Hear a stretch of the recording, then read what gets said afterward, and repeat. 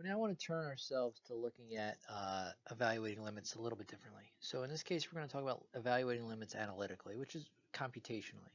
And this will help us find the exact value for limits. Remember, when we were doing limits and looking at graphs or tables to help us evaluate a limit, we were really just approximating what we think the limit would equal, or if it even existed.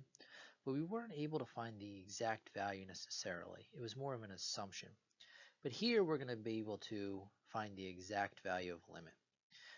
Algebra is going to be a big component to what we're going to be doing here.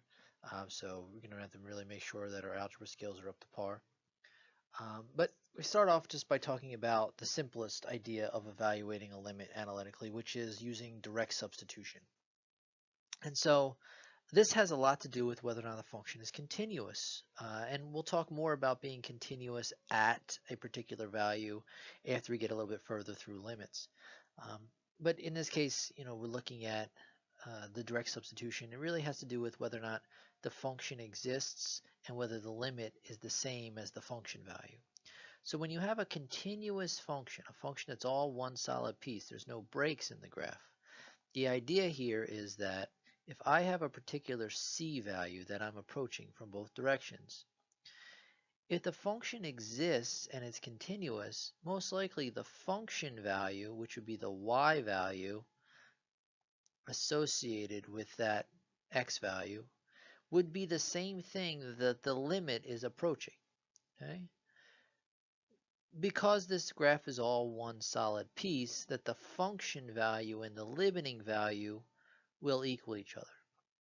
So the idea of when can I use direct substitution really is a question of, is the value that x is approaching a continuous value for the function or not? Well, one thing you should be able to do is you should look at certain functions. You should know when they are continuous and when they aren't. And so that's what we're going to take a look at here over the next couple minutes. So we start off with some real basic limits, two of them to be specific.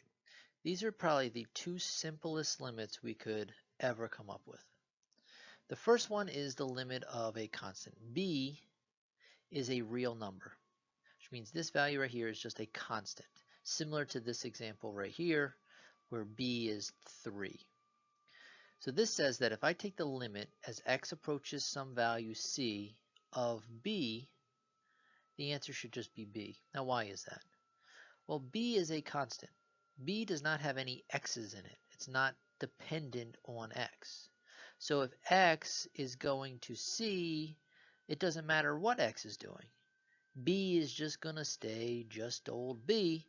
And so as x approaches c, since b is a constant, it stays that constant, and we just get b. So the limit of a constant is that constant. So in this example right here, the limit as x approaches 2 of 3 would just be 3. Again, because this function is just 3. There are no x's. It's not like it's 3x. In that case, 3x is dependent on x. So as x is moving, this thing will change. That's not what we have. We just have 3. So if x is moving towards 2, this thing is just still staying where it is. So the limit of a constant is that constant. This other limit that we have is the limit as x approaches c of x. And this is almost common sense and what it's redundant in kind of what you're looking at here. So this is saying, what's happening to this function as x goes to c? Well, this function is x. So what's happening to x as x is going to c? Well, x is going to c. Okay? I mean, this is telling you what's happening. So again, kind of looking at this limit here, the limit says, what's happening to x as x is going to c? Well, again, x is going to c. So in this case, looking at this limit right here, this limit says, what's happening to x as x goes to 3? Well, x is going to 3. Okay? So the limit of a constant is that constant, and the limit as x approaches c of x is just c. So again, those are the two simplest limits we can deal with. So then we go with a couple of properties. So this says, all right, let's assume that there are two limits that we know the answers to. They exist, and the answer for the limit as x approaches c of f of x is L, and the limit as x approaches c of g of x is k. So there are two limits that we know how to do, they exist, and the answers are L and k. It just so happens, just a few seconds ago, there were two limits that we learned how to do, the limit of a constant and the limit of x, and they existed and we knew what the answers were. Essentially, that's how this is going to play in. So this says, let's let b and c be real numbers. Let's let n be some positive integer, and we're working with the functions f and g such that their limits are what we see here. So the first one is called the scalar multiple or the constant multiple property. It says that if I'm taking the limit as x approaches c of b times f of x, the answer should be b times L. So how does that relate to here? Well, this says this is the limit as x approaches c of f of x, that should be L. The difference here is this is b times f of x, b being a constant, b is a real number. So what it says is that if I know the limit of this piece as x approaches c is L, and the only difference between this and the original one is this b, then the answer should be multiplied by b. Another way of looking at this is to say that this is the same as if I took b out, that the limit as x approaches c of f of x. I know that this answer is L, and so I have b times L. So scalar multiples can be pulled outside of limits. Then we have the sum and difference property. So we don't just have the limit as x approaches c of f of x or g of x, but we have the limit as x approaches c of f of x plus g of x or f of x minus g of x. So we're taking the limit of this entire thing. Okay. Well, we know individually the limit of f of x equals L. Individually the limit as x approaches c of g of x equals k. But what about the limit of this whole sum? Well, what this says is that if I know the limit as x approaches c for this, and I know the limit as x approaches c for this, then the answer for the sum should just be the sum of those values, or difference, depending on which one I have. So what we say is that the sum of the limits is the limit of the sum. This is equivalent to saying the limit as x approaches c of f of x plus or minus, depending which one we have, the limit as x approaches c of g of x. It allows us to take the limit of each one of these separately. Same thing would go with multiplication. If these are multiplied together, I can take the limit of this piece, which would be L. I can take the limit of this piece, which would be K, and then multiply those two answers together. Quotient, if I'm dividing, limit of this one is L, the limit of this one is K. I can do each one separately, and then the whole answer should be L divided by K. So ultimately, the idea is no matter what operation we have, whether we have addition or subtraction, multiplication, division, we can take the limit of each of the individual pieces, as long as the individual limits exist.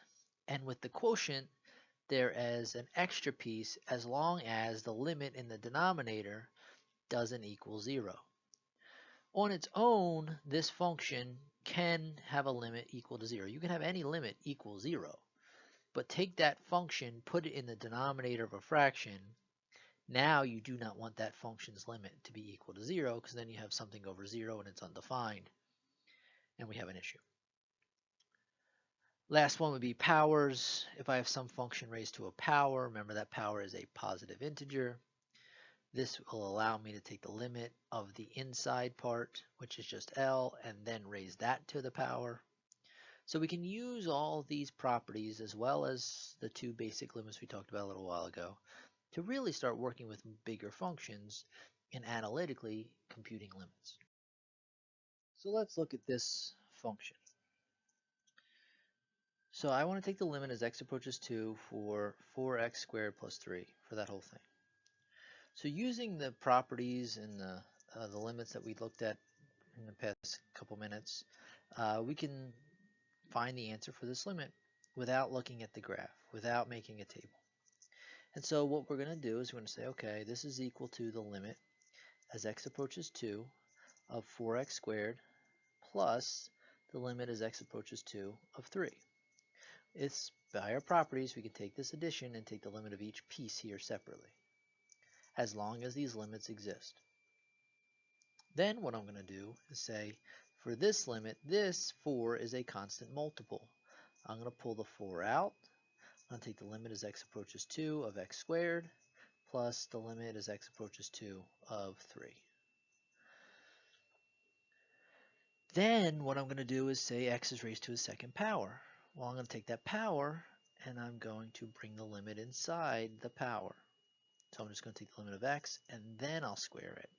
Plus the limit as x approaches 2 of 3. And so looking at this, we go, okay, well, what do we have? Well, look at these two limits. This limit right here, okay, and this limit right here. So looking at these two limits, you see that they are the two most basic limits. This is the limit as x approaches 2 of just x. So what it's asking me is, what's happening to x as x is approaching 2? And the answer is, well, x is approaching 2. That should then be squared and multiplied by 4. This one is the limit of a constant. The limit as x approaches 2 of 3. And the limit as x approaches 2 of 3 is 3. Limit of a constant is that constant. So therefore, I get 4 times 4 plus 3 gives me 19. So this limit equals 19. I found the value of that limit without ever having to graph it or make a table. Now, you might say to yourself, I could get that answer a lot faster.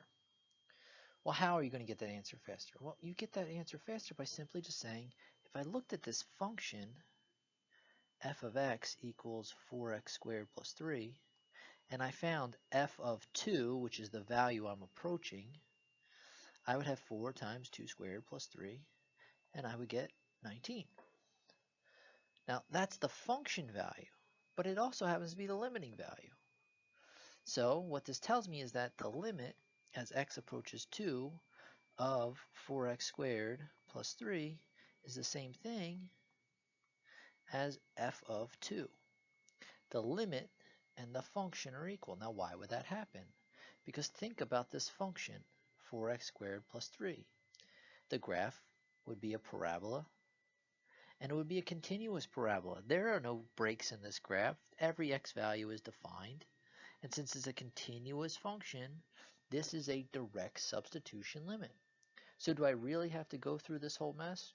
No, not really. But realizing when you do and when you don't is going to be important. So for this one, this is direct substitution. Could have just got the job done. All right, look at this next one. So in this next one, we're taking the limit as x approaches 1 of this fraction. We're going to approach it very similar to the last one in that we're going to start trying to break this thing apart.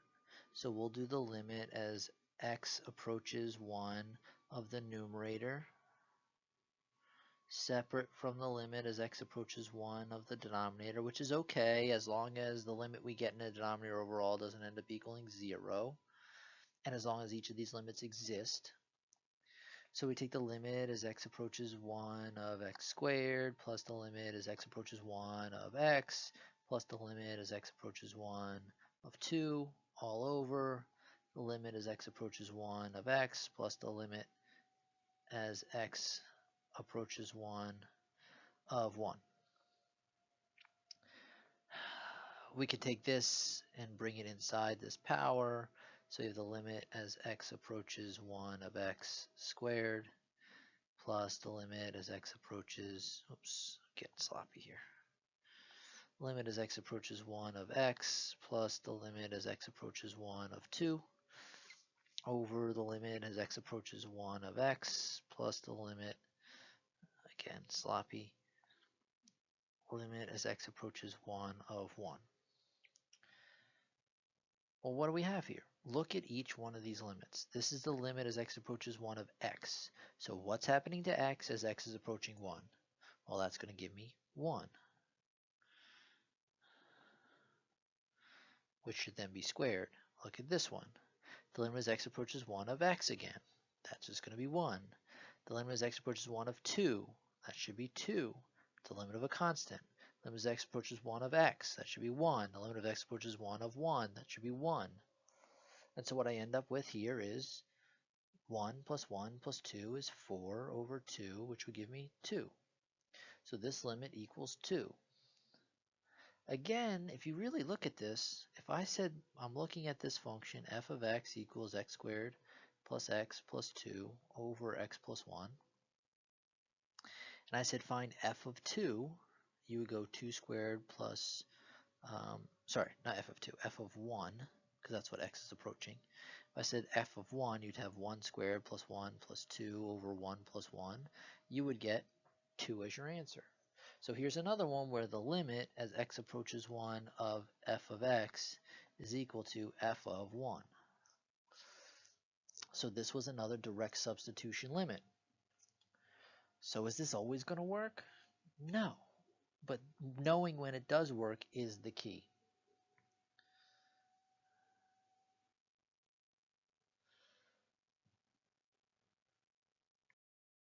So knowing when we can do direct substitution is going to be important.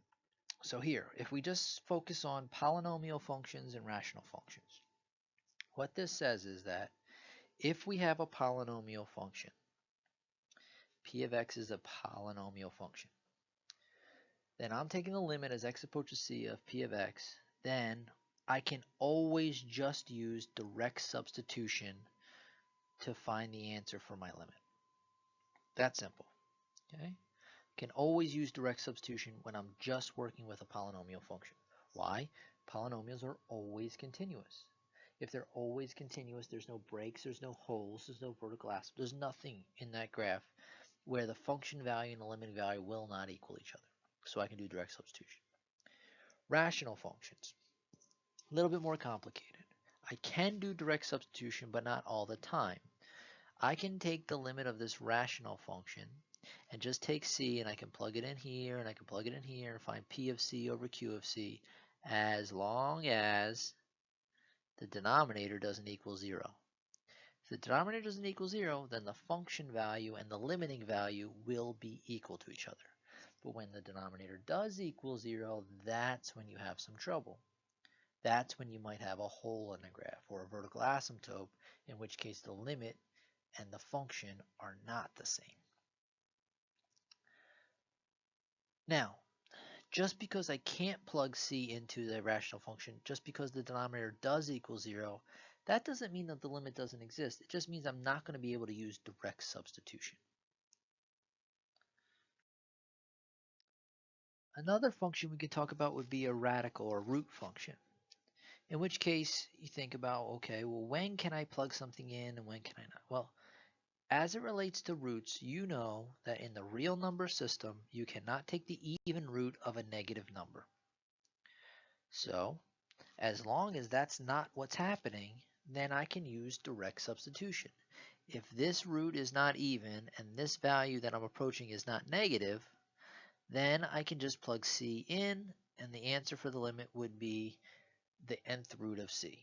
Now, if the function is an even root and I am working with a negative, then I have to worry about that. But if I have a positive integer and I'm looking at the limit, as long as c is greater than 0 and n is odd, I'm okay.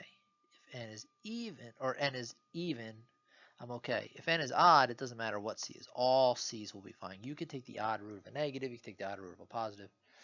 But if c is greater than 0, the root has to be even. In which case I can just do direct substitution. So if I'm saying, like, what's the limit as x approaches 3 of the square root of x plus 3? Well, when I take 3 and I plug it in, as long as I don't get the square root of a negative, then the answer is simply going to be square root of 6. But it's not going to be that easy all the time. What we're going to focus on more is when can you not do that. But knowing when you can is the first step. So direct substitution essentially can be summed up into really one thing. You can take the value that x is approaching and plug it right into the function as long as the function's not undefined. If the function is undefined, then you start to have a problem, okay? Now I'm talking real basic functions here, polynomials, rational functions, radicals. As the functions get more complicated, we can't simplify it that much. But as long as the function is not undefined, the value that x is approaching can be plugged in, and we can do this with direct substitution. Now, if you can't do direct substitution, that doesn't necessarily mean the limit doesn't exist. All it means is we're going to take a different approach to doing these limits. So what's the different approach? Well, the different approach is to find another function that agrees everywhere but one point. All right, so like I said, it's not always going to be as easy as direct substitution. Most of the limits you're going to come across will not use direct substitution. I mean, it's simple. It's just evaluating functions. You could have done that 2-3 semesters ago. All right. So this says, let's let C be a real number and let f of x and g of x equal each other for all x except when x equals c. So this function and this function are equal to each other except for the value that x is approaching. Well, that's basically telling me that this function and this function equal to each other around c. Well, if they equal each other around c, just not at c, then their limits should be equal to each other, because limits are not about what happens at a value. Their limits are about what happens when you get close to a value. The question is, how do I find this other function that is equal to this original function everywhere except for this one point? Well, there are different ways to do that. Look at this limit right here, which is the limit we started off with in the last lesson. If I just look at the function x cubed minus 1 over x minus 1, that function can be rewritten as x minus 1 times x squared plus x plus 1 over x minus 1. And all I did there was looked at this numerator and I factored it, and this is a difference of cubes, and that's how you factor a difference of cubes. In which case I can cancel the x minus 1's, and I can get x squared plus x plus 1. And so in algebra, this would have been fine. You would have said, okay, this equals this, which equals this. So therefore, these are equal to each other, which isn't completely true. They are equal to each other when x does not equal 1. Because when x equals 1, this thing is undefined. However, when x equals 1, this equals 3. So for that particular x value, they are not equal to each other. But if I plugged in, say, 2 into here, and I plugged 2 into here, I would get the same thing. I mean, think about it. If I plug 2 in, I'm going to get 8 minus 1, which is 7. If I plug 2 in the denominator, I'm going to get 2 minus 1, which is 1. So plug 2 in, 7 comes out. If I plug 2 into here, I'm going to get 2 squared, which is 4, plus 2 plus 1, which is going to give me 7. So plug 2 in, 7 comes out. So this gives me 7, this gives me 7. They are equal to each other for that x value.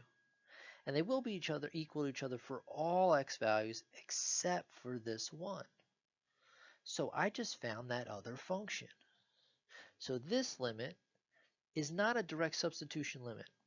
Because if I look at what happens as x approaches 1, if I let x be 1, that denominator will equal 0. That can't happen. That means this can't be done with direct substitution. However, instead of doing this limit, if I do the limit as x approaches 1 of x squared plus x plus 1, that is a direct substitution limit, in which case the answer is 3. Well, if this function and this function equal each other, then this limit and this limit should equal each other, and therefore the limit I was trying to find is equal to 3. So one way to find this other function that'll help us do these limits is simply by simplifying the fraction by either factoring or maybe some other algebraic means and looking at this. But, remembering These are not the same function. There is a difference. The difference only occurs at this one value, but there is a difference.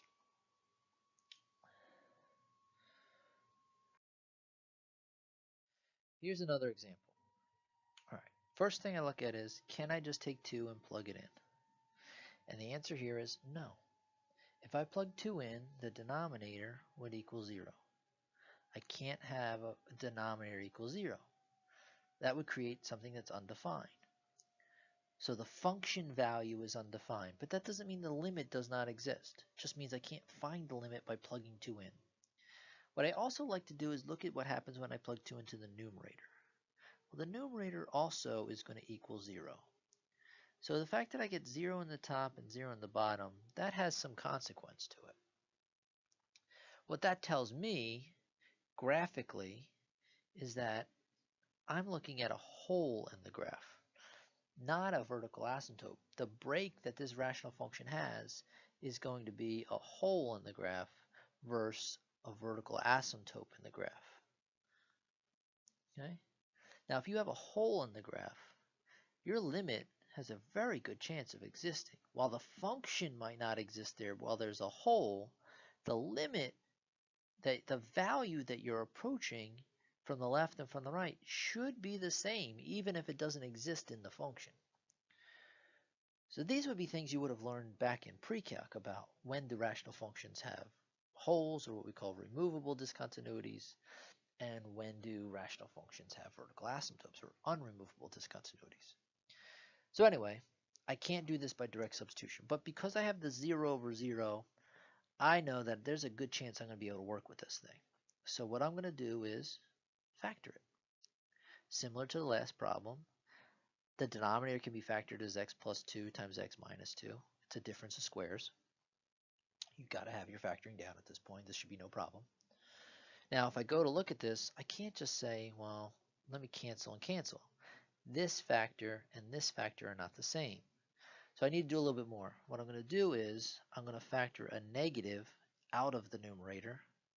If I pull a negative out of here, it switches the roles of x and 2. So now it's negative x minus 2 over x plus 2 times x minus 2. Now these are the same. So then I really have the limit as x approaches 2 of negative 1 over x plus 2. Here's that other function. This function and this function are equal to each other everywhere except for when x equals 2. But the nice thing about this function is I can plug 2 right in and get negative 1 over 2 plus 2, which is negative 1/4. So therefore, this limit equals negative 1/4. So your goal is really, with some of these, to try and get to the point where you can do direct substitution.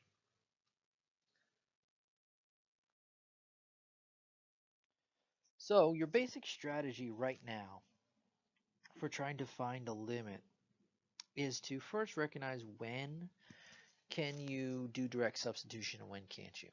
So you can do direct substitution as long as when you plug the value into the function, the polynomial or the rational function or the root function, whichever it is defined. You can get an answer. Right? You don't want 0 in the denominator. You don't want negatives inside even roots. Then, right, if it's not a direct substitution limit, okay, then the next thing you want to do is try and find this other function that's equal to your function everywhere except for at C. So essentially the idea is find the other function that you can do direct substitution with that will equal the original. That's not always going to work out either, because sometimes limits just flat out don't exist and none of this works. And so right now the only thing you have left to fall back on would be to, okay, let's do what we did before.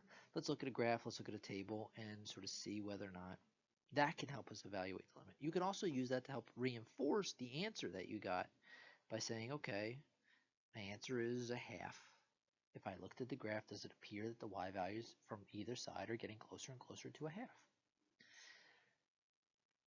So doing an example again here, the limit as x approaches -3 for this function. This is not a direct substitution limit. If I let x be -3, I'm going to get 0 in the denominator. Also look at what happens if I let x be -3 in the numerator. I also get 0, so I have a 0 over 0. Again, that tells me that -3 is the x value for a hole in the graph because of the 0 over 0. So what I want to do here is factor this function. So I'm going to do the limit as x approaches -3 of x plus 3 times x minus 2 over x plus 3. I'm going to cancel the x plus 3's. I have the limit as x approaches -3 of x minus 2. And you're going to see that here is that other function. X minus 2 and x squared plus x minus 6 over x plus 3 equal each other everywhere except for -3. At -3, this function is undefined. At -3, this function equals -5. And so this limit equals -5.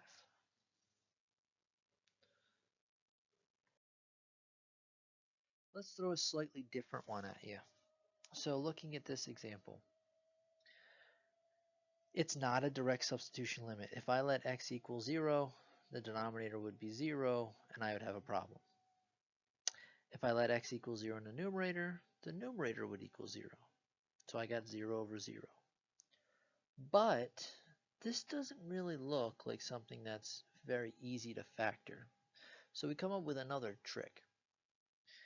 The trick that we're going to use here has to do with multiplying by the conjugate. You learned how to rationalize denominators in the past. In this case, we're basically rationalizing the numerator. Same concept, just with the numerator. What I'm going to do is I'm going to multiply by the square root of x plus 1 over the square root of x plus 1 plus 1. This is the conjugate of this. By multiplying by the conjugate, we can rewrite the form of this fraction into something that may be useful. In this case, it will. You should know that when you multiply conjugates, this times this, etc., what you end up getting is the difference of squares. So it's the limit as x approaches 0 of the square root of x plus 1 squared, which would be x plus 1, minus 1 squared, which is 1, all over x times the square root of x plus 1 plus 1. This allows these two to cancel. So I have the limit as x approaches 1 of x over x times the square root of x plus 1 plus 1. That then allows these two x's to cancel, which gives me the limit as x approaches 1 of 1 over the square root of x plus 1 plus 1. This is that other function. This function equal everywhere except for 0. Sorry, somehow along the way this changed to a 1. That should be a 0. So when x goes to 0, if I plug it in, what do I get? I get 1 over the square root of 0 plus 1 plus 1, which is really 1 over 1 plus 1, which is 1/2. And so this limit equals 1/2. But I did it differently. I didn't use factoring. I multiplied by the conjugate. Again, more of your algebra skills coming into play. You should understand the difference of squares formula, and multiplying by conjugates gives you the difference of squares and how you can use that. I mean, if you want to take a long time saying, what's this times this, what's this times this, and do that, fine, but you should be beyond that point at this class. So at this point, a lot of the limits you'll see will use these techniques that you learned in algebra. Factoring and canceling, or rationalizing, multiplying by the conjugate. But that's not something that's going to be foolproof and always work. Sometimes limits are more complicated than that. So then we can do some more theoretical stuff. Now, we're not going to use this really in this semester, but the point is to show you that there is another option, and this is just one of many. So this thing is called the squeeze theorem, sometimes known as the pinch theorem, sometimes known as the sandwich theorem. And so what it says is that if I'm trying to find the limit as x approaches c of f of x, right? But none of the things we've talked about are going to work. What can we do? Well, what we can do is we can find two other functions that are not necessarily equal to this function, but one of them is bigger and the other one is smaller. So we have something where g of x is the biggest, f of x is in the middle, and h of x is the smallest. So they line up in this order. Biggest means it's up top graphically, smallest means it's bottom graphically, and f of x is in the middle. So if you look, we have that going on here. Here's g of x, here's h of x, and f is in the middle. But not only do you need that inequality set up, but then these other two random functions that you found, one bigger, one smaller, their limits as x approaches c equal each other, and that value is L. So, as we're looking at this value c,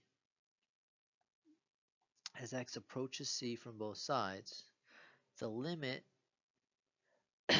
for g is equal to the limit for h. So essentially the idea is that these two are pinched together right here. They are approaching the same thing. Well, what that does is it forces f of x to also have the same limit because f of x is squeezed in between these two, or pinched or sandwiched in between these two. So if this inequality is true around c, and these limits are equal to each other as I approach c, then by default this limit that I'm trying to find is also equal to L because it is squeezed in between the other two and therefore has to approach the exact same thing that these two approach. Now the concept of that I think is pretty easy. Applying that is a whole nother thing, but the point is factoring, canceling, rationalizing, those are not always foolproof. They don't always work. We will see a lot of them where they do, but there are things that just don't work for us. And we might need to do other things. There are other ways to do limits. Squeeze theorem is one of them.